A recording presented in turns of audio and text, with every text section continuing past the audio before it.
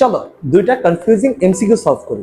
প্রথমটা হচ্ছে the word boat is a, অপশনে দিল নাউন, অ্যাডজেক্টিভ, ভার্ব, অ্যাডভার্ব। এটা তো খুবই সহজ, তুমি এবং খুশিতে খুশিতে দাগাবা হচ্ছে নাউন, কারণ বোট হচ্ছে নৌকা, এটা একটা নাম এবং এটা অবশ্যই একটা নাউন, এখানে কোনো ভুল নাই এবং তুমি সঠিক অ্যান্সার দিয়েছো। এবার আরেকটা এমসিকিউ আসলো, যে এমসিকিউতে লেখা হি made a boat journey, here the boat is A.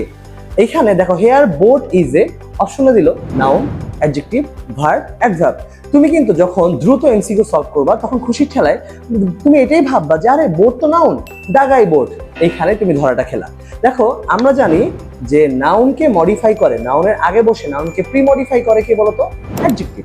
He made a boat journey, journey তো নাউন, নাউনের আগে বোট বসতেছে, তার মানে নাউনের আগে তো সবসময় অ্যাডজেক্টিভ বসে, তাহলে নাউন জার্নি নাউনের আগেও একটা অ্যাডজেক্টিভ বসার কথা।